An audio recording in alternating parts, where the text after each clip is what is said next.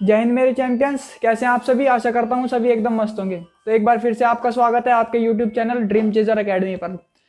तो जैसा कि हमने विदेशी शासकों में 2 डायनेस्टी देख ली थी, तो आज मैं आपको कुषाणों के बारे में बताने वाला था। लेकिन कुषाण से पहले मैंने आपको नहीं बताया था, क्योंकि इंपॉर्टेंट भी नहीं है थोड़ा सा। 2 एक पॉइंट है। उससे पहले पर्थियन आए थे, उनको पहला बोला जाता। पर्शियन मतलब पर्थियन बोलते थे या पर्शियन। वो बेसिकली ईरान से हुआ करते थे। तो उसमें ज्यादा कुछ नहीं, एक राजा उसमें फेमस हुआ है, गोंडो फर्नीज। सेंट थॉमस उसके टाइम पर आए थे ईसाई धर्म का प्रचार प्रसार करने। चलो ये मैं पॉइंट आपको लिखा देता हूं, पहले लिख लो इसको, ठीक है। वैसे मैं सोच नहीं रहा था। पर्थियन,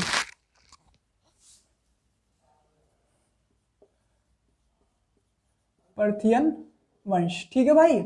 इस वंश को कोई नहीं पढ़ा था, जब मैं पढ़ा रहा हूं वैसे सोच तो मैं भी नहीं रहा था। पर्थियन वंश में सबसे पहले इनका सबसे प्रतापी शासक इनका था गोंडो फर्नीस। सबसे प्रतापी शासक गोंडो फर्नीस, गोंडो फर्नीस, ठीक है भाई। क्या नाम है। और इसके समय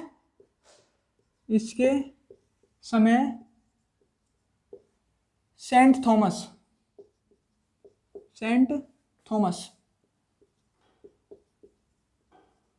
ईसाई धर्म का प्रचार करने आए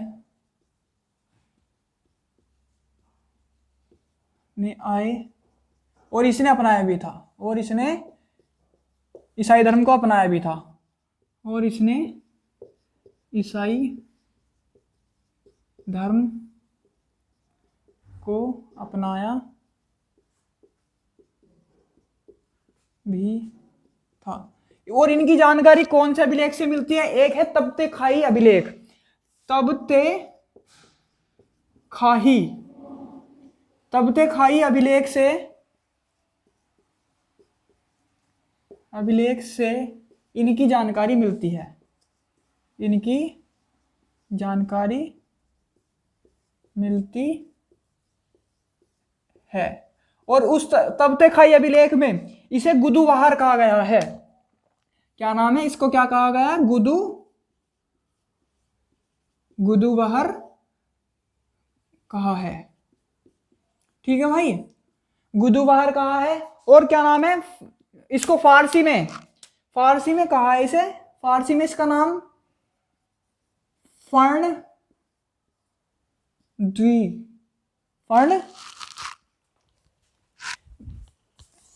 इसका फारसी में नाम था बिंदफर्ण। फारसी में इसका बिंदफर्ण नाम था, जिसका अर्थ था सबसे विजयी इसका अर्थ था, ठीक है भाई। ये पॉइंट है, कुछ ज्यादा नहीं है इसके बारे में। गोंडो फर्नीस शासक था। इसके समय सेंट थॉमस आया ईसाई धर्म का प्रचार करने के लिए, और ईसाई धर्म इसने अपना लिया था। तबते खाई अभिलेख से इनकी जानकारी मिलती है। तबते खाई अभिलेख में इसका नाम गुदुवार है। फारसी में इसको बिंदफर्ण कहा जाता है, जिसका अर्थ होता है विजयी। इसका स्क्रीनशॉट ले लो। आज अपनी मुख्य डायनेस्टी कुषाण डायनेस्टी पे चलते हैं, ठीक है भाई। इसका स्क्रीनशॉट ले लो। तो स्क्रीनशॉट ले लिया होगा भाई। अब देखते हैं अपनी कुषाण डायनेस्टी। कुषाण डायनेस्टी में क्या नाम है आपके, 3 राजा महत्वपूर्ण होंगे। एक तो कुजुल कडफिसस, विम कडफिसस, और क्या नाम है आपका ये कनिष्क, जो कि सबसे महत्वपूर्ण और प्रतापी शासक होगा, ठीक है भाई। अब कुषाणों के बारे में पढ़ते हैं, ठीक है। तो अब आ जाते हैं अपना कुषाण वंश पे। कुषाण वंश,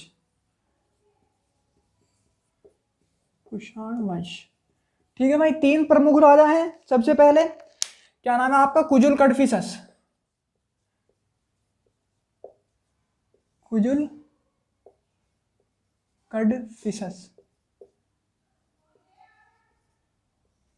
ठीक है भाई, कुजुल कडफिसस। टाइम पीरियड होगा इसका 15 से 65, 15 ईस्वी से 65 ईस्वी। अब तक हम क्या नाम है ईसा पूर्व में चल रहे थे, लेकिन अब हम ईस्वी में आ चुके हैं, ठीक है भाई। जब तक अभी इन्होंने क्या नाम है आपका, पर्थियनों का अंत किया। सबसे पहला पॉइंट आता है इनमें पर्थियन का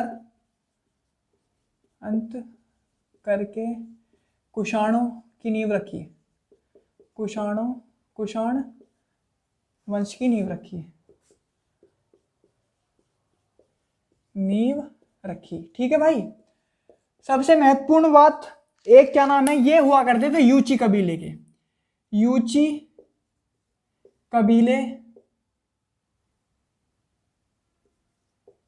कबीले के हुआ करते थे।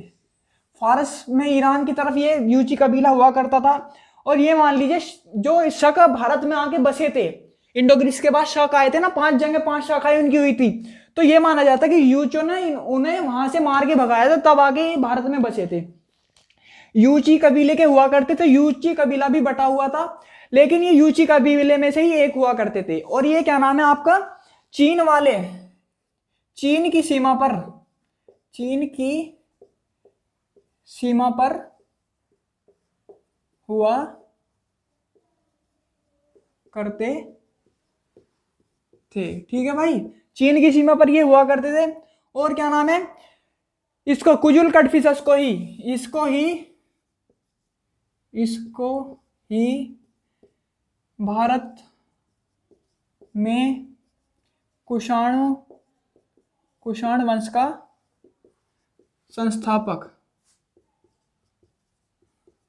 संस्थापक माना जाता है। और वास्तविक संस्थापक इसका होगा इसका पुत्र विम कटफिशस। ये मतलब इसने नींव रखी थी। और क्या नाम है, इसने तांबे के सिक्के चलाए थे। इसने रोमन स्टाइल में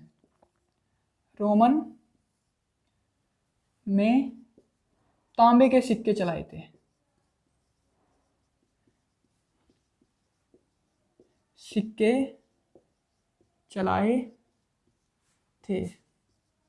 और भाई ये जो कबीला हुआ करता था यूची, इसको एक क्या नाम है, तोखरी भी कहा करते थे। तोखारी कबीला। ठीक है भाई। अब ये कुजुल कटफिशस के बारे में जानकारी होगी। इसने कुछ नहीं, बस ये अपना क्या नाम है, सिंधु नदी से उधर उधर भारत के हिस्से पर राज किया करता था। लेकिन इसका पुत्र आएगा, वो सिंधु नदी को पार करके भारत के मुख्य हिस्से पर, जो मतलब आज के पंजाब वाले हिस्से पर, मथुरा तक ये राज कर लेंगे। तो इसी वजह से उसका वास्तविक संस्थापक माना जाता है। तो कुजुल कटफिशस के बारे में तो यही पॉइंट है। और इससे आगे चलते हैं, विम कटफिशस के बारे में देखते हैं। विम कटफिशस के बाद महत्वपूर्ण इसमें कनिष्क है। इसका स्क्रीनशॉट ले लो, आगे चलते हैं। तो स्क्रीनशॉट ले लिया होगा भाई। अब देखते हैं इसका पुत्र विम कटफिशस का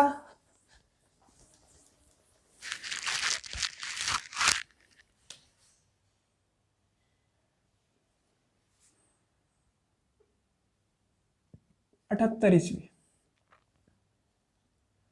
ठीक है भाई, विम कटफिशस। ठीक है भाई, पहली बात, सबसे मेन पॉइंट, भारत, इसने क्या नाम है, सिंधु नदी को पार करके, सिंधु नदी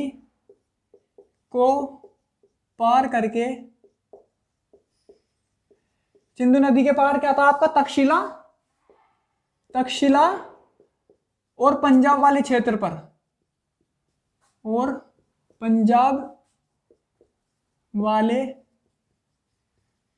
पर अधिकार किया। ठीक है भाई।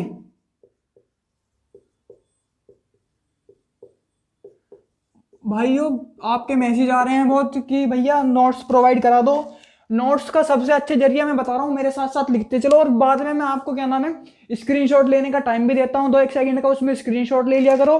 और सारे स्क्रीनशॉट एक टॉपिक के एक पीडीएफ फाइल में इकट्ठे कर लेकर वहां आपकी पीडीएफ बन जाएगी, आपके नोट्स बन जाएंगे 2 तरीके से। वैसे मेरा मानना तो ये है भाई, साथ के साथ लिखोगे याद होगा, और याद लिखा हुआ हमेशा आपको याद रहेगा भाई। ऐसे पढ़ लोगे, वीडियो देख लोगे, कुछ फायदा नहीं होने का। आप 5-6 दिन में आपकी शॉर्ट टर्म मेमोरी में जाएगा, वो भूल जाओगे, फायदा नहीं होने का। आपको लगेगा भाई मेहनत तो करोगे, आपको फिर उसका रिजल्ट नहीं मिलने का, क्या फायदा होगा। मेहनत के साथ थोड़ी सी और मेहनत कर लोगे तो ज्यादा अच्छा रहेगा। तो भाई यहाँ पे हम तक्षशिला वाली क्षेत्र पर अधिकार कर लिया। इसको वास्तविक संस्थापक माना जाता है। वास्तविक संस्थापक, इसको कुषाणों का वास्तविक संस्थापक माना जाता है।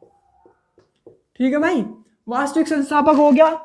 एक ये शैव मत अनुयायी था, शैव धर्म को मानता था, शैव मत अनुयायी। शैव मत अनुयायी इस वजह से था, आपको मैं बता दूं, शैव मत अनुयायी था। ठीक है, और इसके सिक्कों पर अभी बता रहा हूं पॉइंट, इसके सिक्कों पर शिव व नंदी की प्रतिमा है। शिव व नंदी और त्रिशूल की, शिव, नंदी और त्रिशूल की प्रतिमा अंकित है। ठीक है भाई, एक ये पॉइंट हो गया। शैव मत अनुयायी ये हो गया था जब इसने क्या नाम है सिंधु नदी पार की और भारत में आ गया। उस समय ये मान लीजिए, उस समय आपका सावन का महीना आ चुका था, और सावन का महीना आपको पता ही है महादेव का हुआ करता था। और आपने देखा भी होगा आज के टाइम में भी सावन के महीने में उस एरिया में ही, आपके गंगोत्री यमुनोत्री वाले रीजन में ही आज भी वहां से लोग कावड़ लाते हैं पैदल। तो वहां एक मतलब टोली जा रही थी, उसी टोली ये उस टोली से टकराया और वहां उनके कीर्तन भजन से इतना प्रभावित हो गया कि इसने शैव धर्म को अपना लिया, शिव धर्म को अपना लिया। ठीक है भाई, और क्या नाम है, इसने सबसे मेन पॉइंट और exam oriented point, Indo Greeks ने तो आपके क्या नाम है भारत में वो सोने के सिक्के लाए थे, प्रचलित करे थे, इंट्रोड्यूस करे थे। लेकिन सबसे शुद्ध सोने के सिक्के सबसे शुद्ध, पॉइंट नोट कर लेना भाई, सबसे शुद्ध सोने के सिक्के भारत में चलाएगा,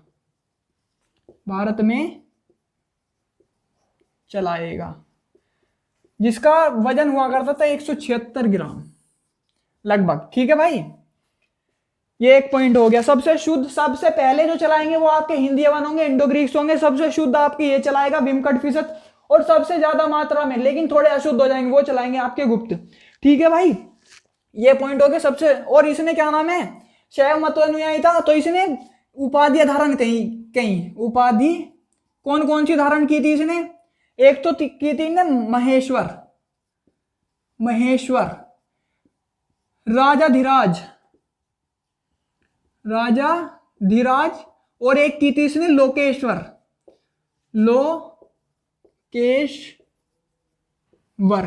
ये उपाधियां इसने धारण की थी। ठीक है भाई, ये पॉइंट हो गए। और क्या हो गए पॉइंट? और तो भाई एक पॉइंट और लिख लो सिक्कों से ही। एक तरफ इसके मतलब कुछ सिक्कों पर तो इसके क्या नाम है शिव, नंदी और त्रिशूल की प्रतिमा अंकित है, और एक तरफ इसके कुछ सिक्कों पर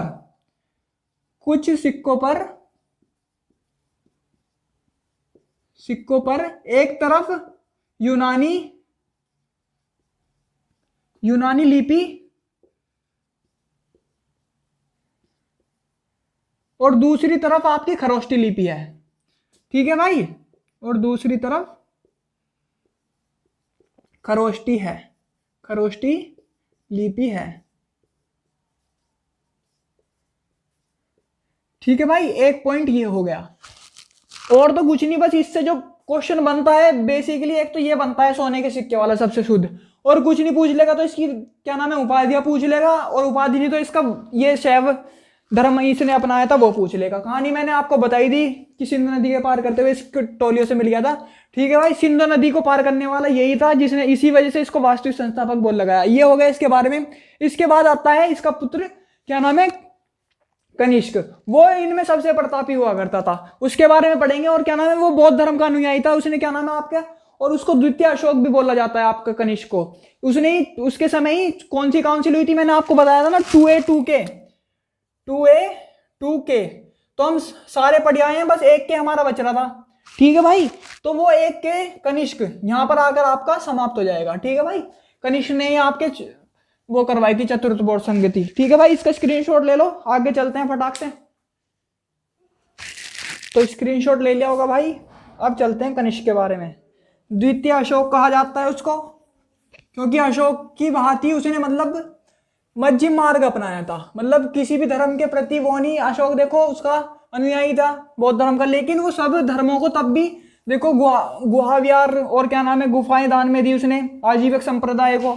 ऐसे ही उसके पौत्र क्या नाम है दशरथ ने अशोक के उसने भी देवानाम प्रियदर्शी की उपाधि धारण करने की कोशिश की थी, लेकिन और उसने नागार्जुन की पहाड़ियां दान में दी थी। ठीक है भाई, तो ऐसे ये भी सभी धर्मों के प्रति सहिष्णुता दिखाएगा इसी वजह से, और क्या नाम है क्षेत्र का विस्तार भी करेगा, इसी वजह से इसको द्वितीय अशोक भी कहा जाता है। ठीक है भाई, तो अब आ जाता है कनिष्क 78 से आपका 140 तक। ठीक है भाई, कनिष्क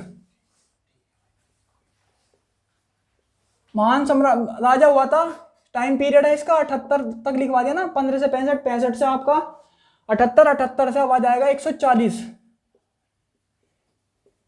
ठीक है भाई, ईस्वी तक, अब ईस्वी में आ चुके हैं, ईसा का जन्म हो चुका है। ठीक है भाई, इसी वजह से प्रचारक भी आ गए थे गोंडोफर्नीस। ठीक है भाई, ईसाई धर्म का प्रचार करने के लिए गोंडोफर्नीस के टाइम में आपके भी आए थे सेंट थॉमस। तो कनिष्क सबसे पहले क्या नाम है आपका यूची का भी लेकर हुआ था, ये तो मैंने आपको बता ही दिया। सबसे प्रतापी शासक होगा, सबसे प्रतापी शासक होगा। ठीक है भाई, और क्या नाम है आपका सिल्क रूट पर, क्या नाम है रेशम मार्ग पर, रेशम मार्ग, इसको लिखो आप इंग्लिश में सिल्क रूट, सिल्क रूट। अभी बता रहा हूं क्या था, सिल्क रूट पर कब्जा करेगा, कब्जा करेगा। ऐसा हुआ करता था कि सिल्क बनाने की प्रक्रिया ये माना जाता है कि चीन के पास सबसे पहले आ गई थी, और ये मान लो इन्होंने चीन ने जब इसके पास ये सिल्क वॉर्म से मतलब कीड़े से इनको रेशम बनाना आ गया, और रेशम बहुत प्रसिद्ध हुआ करता था, रेशम के कपड़े उस टाइम सुनहरे हुआ करते, तो मतलब व्यापार में अच्छा खासा रेशम चल रहा था उस टाइम। और ये मान लो व्यापार सब चीज की जड़ है, जिसका सबसे अच्छा व्यापार है उसके पास सबसे ज्यादा पैसा है, सबसे ज्यादा पैसा है, सबसे ज्यादा पावर है, सबसे ज्यादा समृद्ध वही है। तो ये समझ चुका था कि क्या नाम है मतलब रेशम इनके पास है, और ये माना जाता है चीन ने लगभग 1000 सालों तक ये कीड़े से सिल्क बनाने की प्रक्रिया अपने देश से बाहर नहीं आने दी थी। अब देख लो ये कितने उस्ताद आदमी हुआ करते हैं, पहले से ही इतिहास गवाह इस बात का। ये मान लो मतलब इन्हें 1000 साल तक इन्होंने अपने देश से प्रक्रिया बाहर ही नहीं आने दी कि कीड़े से आपका रेशम बनता है, और उसके व्यापार के मजे लिए जा रहे थे, कपड़े बना रहे थे सिल्क के, और व्यापार मजबूत तरीके से कर रहे थे। इसको पता लग गया कि भाई मेरे इसने पहले तो कब्जा कर लिया सिल्क रूट पे, इसने कहा भाई अच्छा सिल्क रूट पे कब्जा कर लिया, मेरे हाथ से निकलोगे। इसने सबसे पहले कही छूट तो भाई टैक्स, नहीं तो लुटूंगा, तो मैं लुटूंगा, नहीं तो भाई तारा सामान रख लूंगा। अगर तुम्हें संरक्षण चाहिए या यहाँ से सेफ निकलना है तो ये मेरा एरिया है, सबसे पहले टैक्स देके निकलो। भाई जो मुझसे व्यापारी जा रहे थे उन्होंने डर के मारे टैक्स देना शुरू कर दिया, क्योंकि भैया व्यापारी आदमी का किस पर जीवन निर्भर है, व्यापार पर निर्भर है। अब व्यापारी नहीं कोई करने देने का, अगर मान लो जबरदस्ती, आज के टाइम में तो जबरदस्ती नहीं है, मान लीजिए कोई आपके एरिया में ही जबरदस्ती टैक्स लेना शुरू कर दे कोई, आज के टाइम में तो पॉसिबल नहीं है क्योंकि गवर्नमेंट डेमोक्रेसी है। मान लीजिए आप जहाँ रह रहे हो उसी बाजार में कोई आपसे टैक्स लेना शुरू कर दे, आप एक व्यापारी हो, आपका जीवन आपकी दुकान पे निर्भर है, आपको क्या करना पड़ेगा, एक महीने में आपको उसको टैक्स देना ही पड़ेगा। क्योंकि भाई हमें अपने पेट पूजा करनी या अपना परिवार चलाना, तो क्या नाम है उसको देना पड़ेगा। तो इसने पहचान लिया था भाई, सातिर आदमी था, ये भी बहुत यूची कबीले का था, यूची बहुत खतरनाक कबीला हुआ था, इसकी भी 5 शाखाएं हुआ करती थी, शकों को हरा के भेजा था इन्होंने, वहां से भगा दिया था मतलब। और इसका क्षेत्र लिखो, इसका क्षेत्र, ये वाली कहानी समझ आ गई ना सिल्क रूट की, टैक्स लेना शुरू कर दिया था। और ये मान लो अंतरराष्ट्रीय स्तर पर सबसे पहले टैक्स लेने वाला भारतीय यही था, भारतीय तो नहीं, भारतीय राजा कहा जाएगा, थे तो ये बाहर के विदेशी थे, भारतीय राजा आप कह सकते हो। ठीक है भाई, इसका क्षेत्र ईरान, पर्थियन को हराया इन्होंने, तो ईरान पर्शिया वाला एरिया, ईरान से लेकर मथुरा तक हुआ करता था, मथुरा यूपी, मथुरा तक हुआ करता। अब देख लो कितना बड़ा एरिया बैठ रहा हुआ करता था। भाई एक बात बताऊं, अब तक तो चल रहा था जो चल रहा था हिस्ट्री में, लेकिन इसके बाद यहाँ से बहुत इंटरेस्टिंग हो जाएगी। वहां तो आपका चल रहा था कि एक आया दूसरा मर गया, एक दूसरे को मार दिया, यहाँ से कहानी इतनी इंटरेस्टिंग हो जाएगी, मजा आने लगा। जैसे अब सिल्क रूट वाली कहानी सुनने में मजा आया, अगर इसको कहानी की तरह बढ़ते चलोगे ना हिस्ट्री को, सबसे पहले आपको इसका क्रम याद होना चाहिए हिस्ट्री का। अगर हिस्ट्री की महारती हासिल करनी है भाई, या कोई भी क्वेश्चन आपको गलत नहीं करना, सबसे पहले क्रम याद कर लो क्या क्रम है। कि पहला कौन आया, दूसरा कौन आया। जैसे मैं आपको याद कराता आ रहा, सिंधु घाटी सभ्यता के बाद वो सभ्यता नष्ट होगी, वैदिक सभ्यता आ गई। वैदिक सभ्यता के बाद 16 महाजनपद, जैन धर्म बौद्ध धर्म पढ़ा दिए, वो तो एक अलग सेगमेंट मान लो। उन्हीं के साथ साथ आपके 16 महाजनपद बन के तैयार हो गए। मगध हो गया, मगध में शुरू में चार आपको डायनेस्टी पढ़ाई, क्या नाम है, हर्यक, शिशुनाग, नंद और आपकी मौर्य। मौर्य के बाद आपके मौर्योत्तर पीरियड कहा जाता है, उसमें आपको मैंने विदेशी और देशी शासक बांट के पढ़ा दिए। ऐसे जिस दिन क्रम लगाना सीख गए उस दिन भाई हिस्ट्री में मैं कह रहा हूं आप कंफ्यूज कभी नहीं होने गए। जैसा अब मैं बता रहा हूं, यहां से आपकी कनिष्क के टाइम से इंटरेस्टिंग हो जाएगा। अब तक तो जो आ रहा था उसका सेनापति मार दे रहा था, खत्म कहानी, उसका सेनापति मार दे रहा था, खत्म कहानी। अब थोड़ा सा इंटरेस्ट बढ़ना शुरू हो जाएगा। ठीक है भाई, तो मथुरा तक हुआ करता था सबसे। इसने 2 राजधानी बनाई, इसने 2 राजधानी बनाई। 2 राजधानी बनाने का मतलब क्या था। अब आप इसमें भी पॉलिटिक्स, भाई जिसने पॉलिटिक्स राजनीति को इतिहास से जोड़ दिया, हलवा बन जाएगा सब्जेक्ट। सही बता रहा हूं। इसने राजधानी बनाने का क्या है, अभी पहले तो लिख लो। इसने 2 राजधानी बनाई।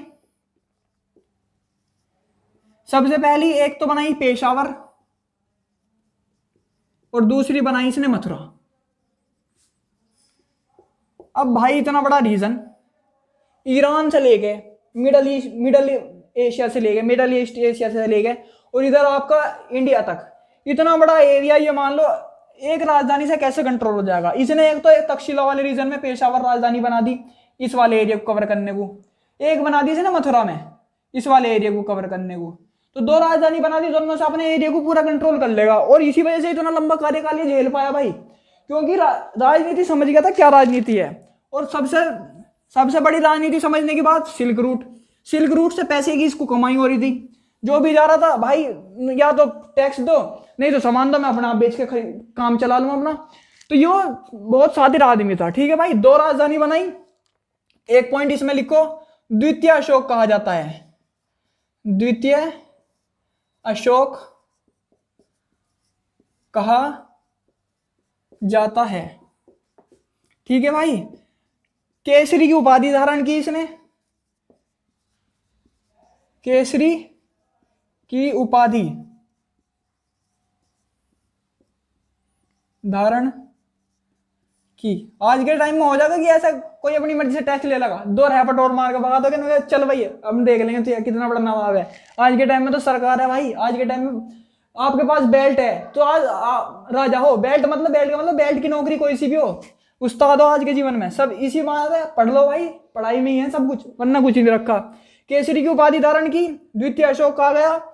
इसके दरबार में कई महान व्यक्ति रहते थे। इसके दरबार में महान व्यक्ति रहा करते थे। कौन कौन थे। एक तो आपके अश्वघोष, वसुमित्र, जो कि दोनों आपके चतुर्थ बौद्ध संगीति होगी, उसमें एक अध्यक्ष होगा एक उपाध्यक्ष होगा, लिखवा दिया वो मैंने पहले ही। ठीक है भाई, अरे आपको कमेंट में बताना अध्यक्ष कौन था और उपाध्यक्ष कौन था। ठीक है, बहुत अच्छे से क्लियर किया था। एक तो आपके वसुमित्र, अश्वघोष, नागार्जुन के बाद था आपका नागार्जुन, और आपके थे नागार्जुन, अश्वघोष, नागार्जुन। इनको आपका क्या नाम है, आइंस्टीन ऑफ द इंडिया कहा जाता है। आइंस्टीन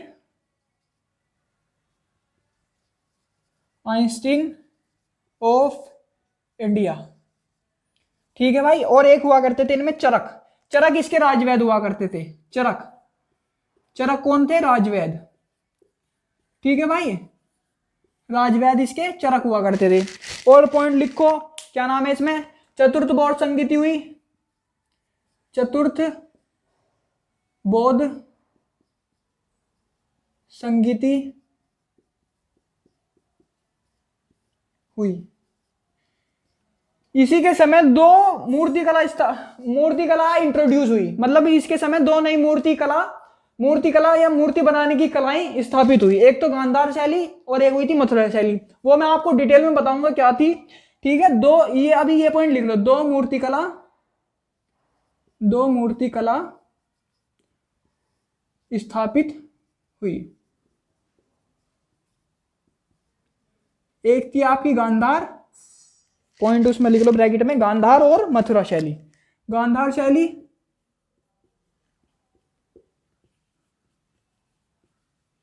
और मथुरा शैली।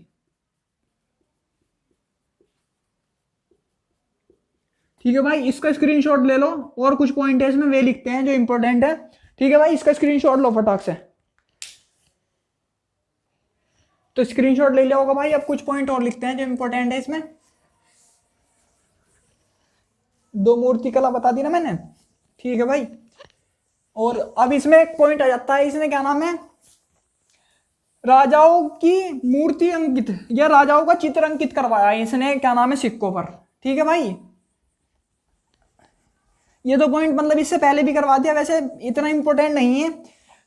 और क्या नाम है, इसने भवनों में ईंटों का प्रयोग पुनः स्थापित किया था। जो पकी हुई ईंटें आपकी क्या नाम है उसमें पाई गई थी सिंधु घाटी सभ्यता में पकी हुई, अब तक क्या नाम है फिर से लकड़ियों का भवनों का इस्तेमाल होता था। ये माना गया है सिकंदर जब भारत आया था तो मतलब वो मतलब उसकी कारपेंटर बढ़ई की तलाश में आया था कि यहाँ के कारपेंटर इतने समृद्ध हुआ करते थे, वो लकड़ी के भवन इतने सुंदर सुंदर बनाया करते थे। ठीक है भाई, तो क्या नाम है, भवनों में ईंटों का, भवनों में पकी हुई ईंटों का, पकी हुई ईंटों का पुनः प्रयोग किया, पुनः प्रयोग किया। ठीक है भाई, दूसरा पॉइंट आ जाता है, कनिष्क ने क्या नाम है कश्मीर जीतकर वहां पर कनिष्कपुर एक स्थान बसाया। कश्मीर जीतकर, कश्मीर जीतकर वहां पर कनिष्कपुर, कनिष्कपुर नगर बसाया। ठीक है भाई, कनिष्कपुर नगर बसाया। ठीक है, एक पॉइंट ये हो गया।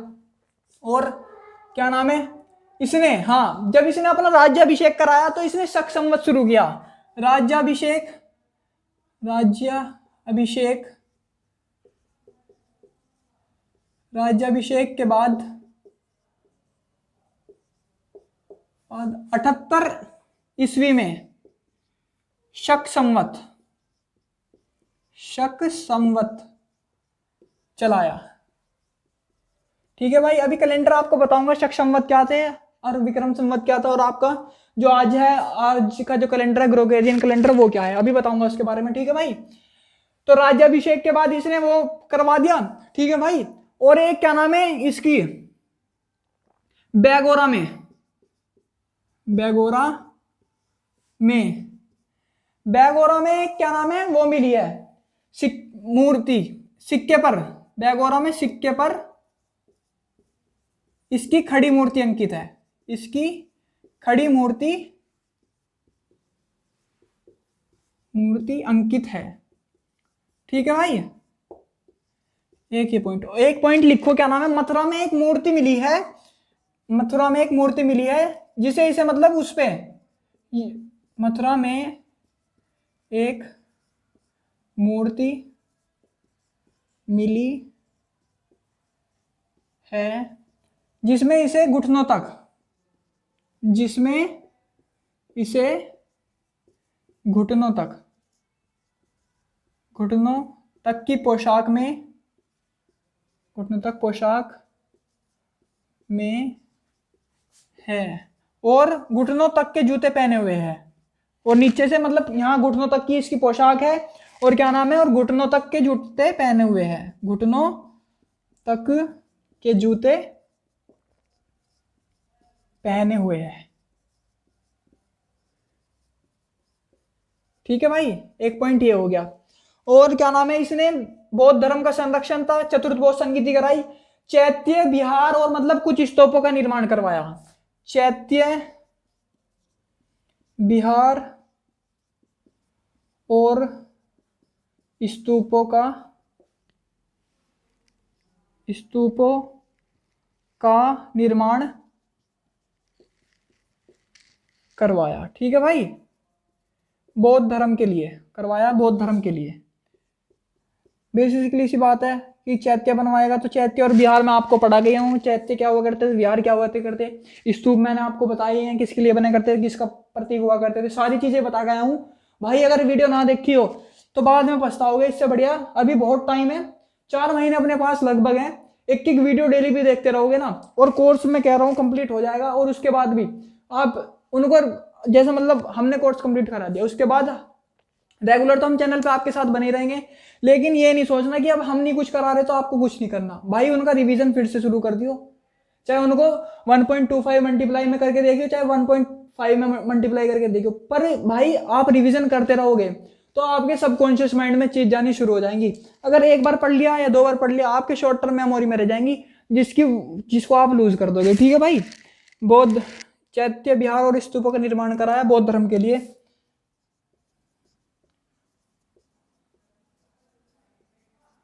ठीक है भाई, एक पॉइंट ये हो गया, सिल्क रूट वाला मैंने आपको लिखा ही दिया।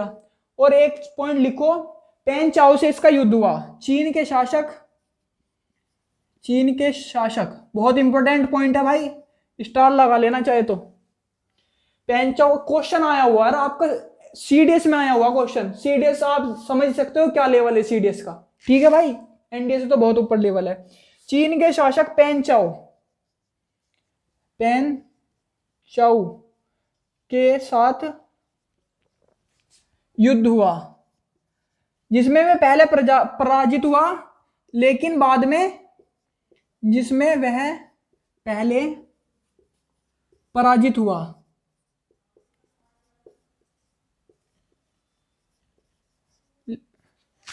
परंतु बाद में जीता, परंतु बाद में जीत हासिल की। ठीक है भाई, ये इसके कुछ और पॉइंट हो गए, इंपॉर्टेंट पॉइंट है सारे, और सबसे पेन चाओ वाला है, चीन का शासक का क्वेश्चन पूछा हुआ है भाई। ठीक है, संमत ये अभी आपको पढ़ा रहा हूं, और बस यही पॉइंट है इसके स्क्रीनशॉट ले लो, फिर आगे देखते हैं क्या।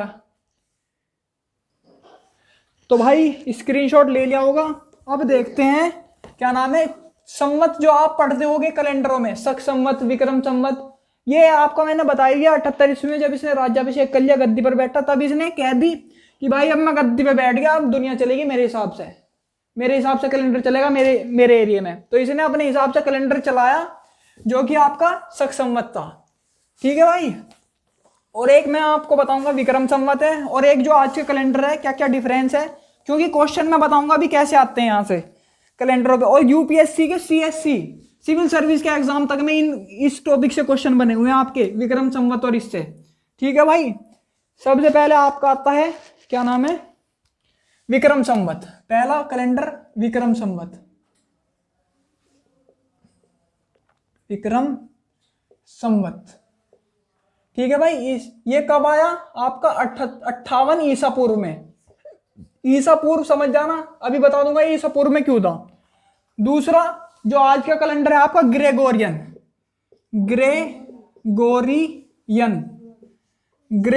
कैलेंडर, ये आया आपका कब, जब ईसा मसीह का जन्म हो गया, ये मान लो आपका 0 यहां आपका 0 पे आपका ईसा मसीह का जन्म हो गया था। फिर आता है आपका शक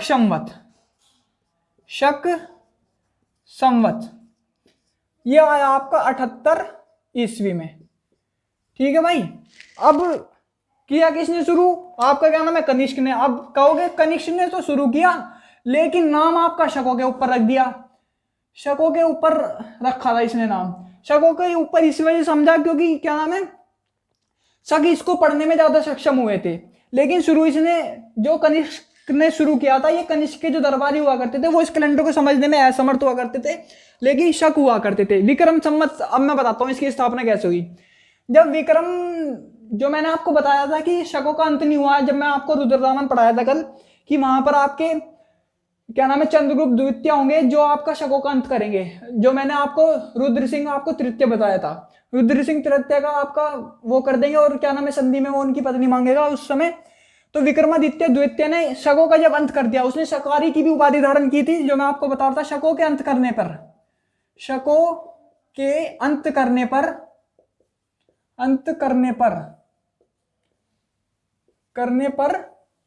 शकों का जब अंत कर दिया तो उसने विक्रमादित्य की उपाधि धारण की। किसकी? विक्रमादित्य। विक्रमादित्य की उपाधि धारण की, उपाधि धारण की, और विक्रम संवत की स्थापना की, और विक्रम संवत शुरू किया। ठीक है भाई, ये मान लो शुरू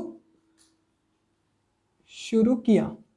ठीक है भाई, ये हो गया आपका ईसा मसीह के जन्म पे, सीधा सा पॉइंट है। ईसा के जन्म पर शुरू हुआ। ठीक है भाई, और ये आपका मैंने बता ही दिया कि क्या नाम है, शक संवत कनिष्क ने राज्याभिषेक किया। जब कनिष्क के राज्याभिषेक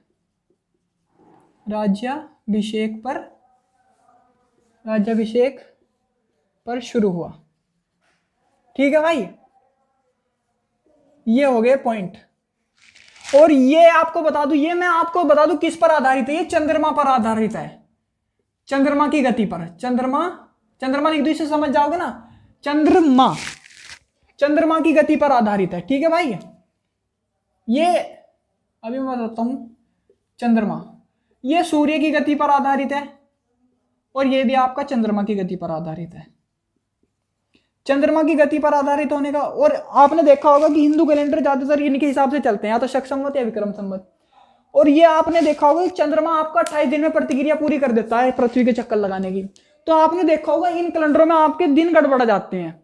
और ये सूर्य क्या होता है, सूर्य अपना मेंटेन रहता है, पृथ्वी के चक्कर लगाती है, फिक्स है 365 दिन, अपना चौथे साल आपका 366 दिन। वो मैंने आपको कॉन्सेप्ट आपके उसमें क्लियर किए हैं कि 365 से 366 दिन के हो जाते हैं। ठीक है, वो कॉन्सेप्ट बहुत अच्छे से क्लियर कर रखे हैं भाई। नहीं देख रखे हो तो ज्योग्राफी में जाके देख लेना, सोलर सिस्टम वाली क्लास में। ठीक है, इन चंद्रमा आज भी देखा होगा आपने कि ये चंद्रमा पर आधारित है। 28 दिन में महीना पूरा हो जाता है, और आपके 1-2 दिन गड़बड़ा जाते हैं। आज आप देखते होगे ना कि क्या नाम है, हमारी दिवाली किसी और दिन बैठ रही है, और क्या नाम है, आज ये हो रहा, आज एकादशी नहीं बैठ रही सही, आज आपकी पूर्णमासी सही नहीं बैठ रही, अमावस्या सही नहीं बैठ रही। तो वो इसी वजह से गड़बड़ाती है कि क्योंकि 28 दिन में प्रक्रिया पूरी कर लेता है अपनी। और सूर्य का क्या है, सूर्य की पृथ्वी चक्कर लगाती है, तो इसमें फिक्स है 365 दिन। इस वजह से अगर ग्रेगोरियन के हिसाब से चलते हैं तो इसी वजह से इसमें सही बैठता है। और पूरी दुनिया ने इसी को मानना है आज के टाइम में। आज का जो इंडियन गवर्नमेंट का कैलेंडर वो भी ग्रेगोरियन कैलेंडर के हिसाब से ही है। और इनमें क्वेश्चन कैसे आते हैं भाई, आज पूछ लेगा क्या नाम है 2022 है, या आपको सबसे पहले 2022 से मान लो 2022 में अगर क्या नाम है ये पूछेगा कि क्या नाम है 78, हमें विक्रम संवत के हिसाब से बताओ क्या सन चल रहा है। अगर विक्रम संवत के हिसाब से पूछेगा तो ये 58 साल पीछे है। 58 साल पीछे है तो इसे आज के समय में लाने के लिए इसे जोड़ देंगे। भाई आज के समय से कोई चीज 58 साल पहले शुरू हो गई थी, और आज के समय में लाने के लिए, उसे आगे लाने के लिए तो उसमें जोड़ना पड़ेगा ना। तो इसी वजह से ये जोड़ देंगे। तो आज के समय में अगर विक्रम संवत का टाइम देखते हैं तो क्या हो गया, 8 और 2 10 की 0 हासिल लगा 1, 5 और 2 7 और 1 8 और 0 2, 2080 हो गया। ठीक है भाई, और अगर इससे देखें तो इसमें से कर देंगे माइनस, इसमें से कर देंगे माइनस। ठीक है भाई,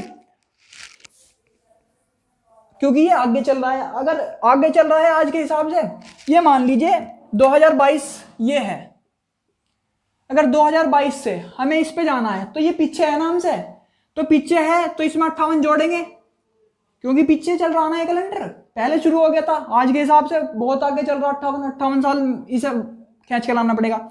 ये चला था ईसा मसीह के 78 साल बाद, ये चल रहा आगे। अगर ये आगे चल रहा तो इसे 2022 में से माइनस कर देंगे अगर विक्रम संवत के हिसाब से पूछेगा। तो 12 में से 9 गए आपका 3, यहाँ बचे 11, 11 में से 7 गए 4, यहाँ बचे 1973 हो गया टाइम। ठीक है भाई, ये हो गया आपका। ऐसे ऐसे क्वेश्चन बनते हैं आपके यूपीएससी सीएससी के एग्जाम तक। ठीक है भाई, ये हो गए आपके क्या नाम है कैलेंडर। और एक आपकी मैंने आपको बताया मथुरा शैली और गांधार शैली। ठीक है भाई, मथुरा शैली में आपकी सबसे पहली बात, मथुरा शैली में महात्मा बुद्ध की मूर्तियां बैठी हुई हैं मथुरा में। मथुरा में महात्मा बुद्ध की मूर्ति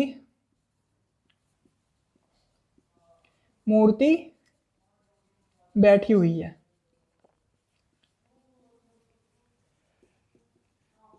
और इसी के अपोजिट हो जाएगी आपकी गांधार। ये इधर मथुरा लिख लो, ठीक है भाई, और इधर लिख लो आपकी गांधार। ये पॉइंट लिख लो। अगर मेरे से पॉसिबल होगा तो मैं आपकी 2 पिक्चर लगा दूंगा, वो आप देख लेना, वीडियो में लगवा दूंगा मैं, ठीक है। तो मथुरा शैली होगी, ये गांधार होगी, ठीक है भाई। थोड़ा सा मैं इसको रफ कर देता हूँ, ये आप समझ जाना। चंद्रमा लिख देता हूँ यहाँ, आप समझ जाना। ये चंद्रमा यहाँ लिख दिया, ये चंद्रमा पर आधारित है।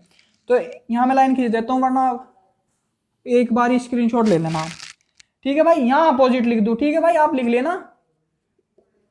ये आपकी बैठी हुई है, ये आपकी खड़ी हुई है। ये थोड़ी सी आपकी रफ है, खुरदरी है,